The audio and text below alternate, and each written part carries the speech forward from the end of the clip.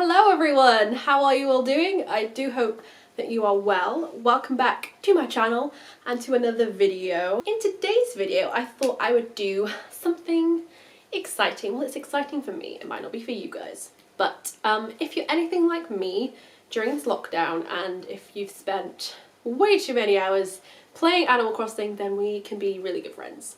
We can be best friends. But one of my favourite things about Animal Crossing is the villages. I'm very passionate about my villages. I get very excited. I'm very attached to them. And I thought what I would do is sort them into Hogwarts houses. Now, this came about because a while back now, maybe a couple months ago, my friend made Hogwarts robes and she put them on display in her Able Sisters. Her villagers slowly started buying the Hogwarts robes and wearing them, and it was really interesting to see what houses they picked.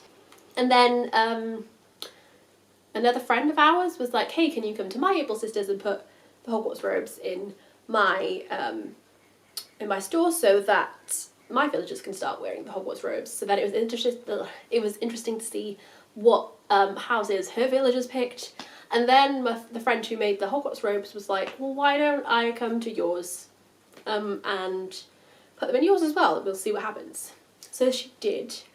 And it was really interesting at first, because I was like, ooh, when they started buying them, they picked Slytherin and Slytherin and Slytherin. Basically, there was a whole period of time where basically all of my villagers were Slytherin, and I was like, okay, this clearly didn't work on my island, but then they started wearing other ones. But yeah, I thought it would be really fun to actually properly sort them into houses based on their personalities and just the way that they are with other villagers, and things that they enjoy and how they are with me. So without further ado, let's get on to the video.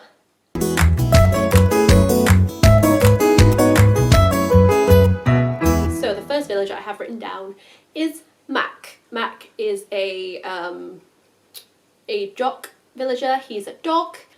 So I went villager hunting for him, and the first time I encountered him, it was on an island where a tarantula was there, and it was on the island that's got like the swirl in the middle, so like it swirls all the way out to get back to the airport area, and he was like right on the edge of the swirl, and the tarantula was like walking around, so I was on my vaulting pole trying to get over to him to save him from the tarantula, and he just did not care. It was like he was trying to protect me from the tarantula. And he's very noble, he's very loyal, he's very caring, he's very... I'm describing Hufflepuff. This is not what he is. He's very brave. He's always talking about going on like patrol jogs around the island to make sure that everybody's safe. And he's like the older brother really that wants to make sure that everyone's okay and take care of everyone and protect everyone. I think because of that, he's in Gryffindor. So yes, that is my first villager that I've sorted. The second one is actually my third ever villager, so not my first two villagers, he was the third one that I ever got, and he was my first lazy, and that is Hornsby, the blue rhino. He's he's very lovable, he's very loyal, he's a little bit on the silly side. He loves food, like a lot. I think he's a Hufflepuff, just because he's very sweet-natured, he's very gentle, he's very loving, he's very loyal, he's very kind. So yeah, I think that is where Hornsby is at.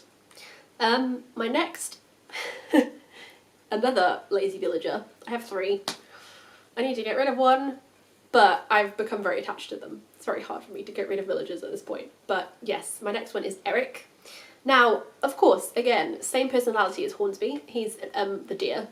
He's actually a reindeer, actually. If you look at his house, it's pretty cool. Eric is also very sweet, very loyal, very kind, he's got a nice temperament. But he's quite intelligent as a lazy. He's always talking to me about different things that he wants to get to know about me. And he's always like, oh, I heard from this villager, or like I heard from some other people that you like this, is that true? And he's always trying to learn about me. And he also is always reading a book in his house, like always reading a book. And he's also always reading about the flowers and the trees, and I've put him next to a little flower patch now, and he loves going in there and looking at the flowers and learning about them. So yeah, I think he's more on the intelligent side. He does have his silly moments. He's quite clever as a lazy, so I think because of that I'm going to sort him into Ravenclaw. Another one that I think is in Ravenclaw is Marina. She's one of the octopus villagers, one of the 3 octopi villagers. Again, always reading. She's into cooking. She's always trying to tell people about things that she knows about. So yeah, she's very knowledgeable, and she just wants to enlighten people about different things that she's interested in, and she's always trying to learn. Sometimes she doesn't go about it the right way, but she's always trying to learn, she's always reading, she's always invested in a lot of little hobbies like cooking and things like that. And yeah, she's just very knowledgeable, quite intelligent, so I think that she's a Ravenclaw. Okay, my third lazy and my second dog on the island is Bones. He's so sweet. He's very, very loyal. I mean, he's a dog villager. He's literally like a man's best friend. Yeah, he's just so kind. He's got a lot of books, and his house is kind of weird. It's kind of like a library. So I was like, do I put him in Ravenclaw or do I put him in Hufflepuff? So he's one of the ones where I'm a bit like, but he isn't that intelligent. He's not like Eric. He's not always reading. Actually, he does sometimes read, but he's not always reading about the flowers or the trees. Or I have snapping turtles around the island because you can place them and they look cool. He's not reading about those. So yeah, I think he's more of a Hufflepuff, even though he does like reading and things like that. And also he's always like, he's very playful. His hobby is like play. So he's always doing the zoomies or Naruto running or whatever you want to call it around the island. And he's always trying to play games with me. He's always like, hey, do you want to play a game? Let's play, he buries treasure for me to try and find. He always buries it in really hard places, so I never find them. Rosie, she's a peppy cat. I originally put her in Gryffindor in this list, but I don't know why. Because to me, she's very ambitious, and she's always talking about like the things that she wants to try and achieve, and she's a little bit sassy, and she's very determined as a villager. So those are all kind of Slytherin traits to me, so I don't really know why I put her in Gryffindor. I guess it's because she's always wanting the best for me as a character, and she's always like talking about like me being her friend and everything, like her best friend and everything. So maybe that's why I put her in Gryffindor, because she's like a people person. But I think she's more of a Slytherin because she's very ambitious. She doesn't really care who she brings down trying to become a superstar. I don't know. So I think Rosie's definitely a Slytherin. I have a lot of Slytherins on the island, you will find. So I don't know if that's just me thinking that they're Slytherins because I am a Slytherin and I'm manifesting that onto my villagers, or if it's just that they actually are that kind of villager. But yeah, I definitely think she's a Slytherin, as is Kyle. Kyle was my first campsite villager. He's a wolf, although he looks more like a hyena or a coyote or whatever it is. He's a really cool looking wolf. And yeah, another one that wants to be a star. He wants to be a rock star or an actor or something, and he's always talking about trying to become the next big actor or like make it big time, and he again doesn't care who he brings down in the process. He's always talking about writing scripts. So again, he's quite intelligent, but he's also very ambitious and determined. Although he does always have my back. He's always very kind to me. He's my best friend in the game. He's always complimenting me as well, so that's like, is he Hufflepuff? But then because of the things he does when he's writing screenplays, it makes me think he's more of a Slytherin. So yeah, he's very cunning in the way he's like, yeah, obviously I've written a play or a show or a movie that's definitely more aimed at you as a sporty person, or you as a knowledgeable person, or as a snooty person who's like the princess that thinks they're perfect and all of this. But obviously I'm going to play the lead because it's me. I think because of that reason. He's definitely a Slytherin. Okay, Judy is my next villager that I have on my list. I think Judy is a Ravenclaw.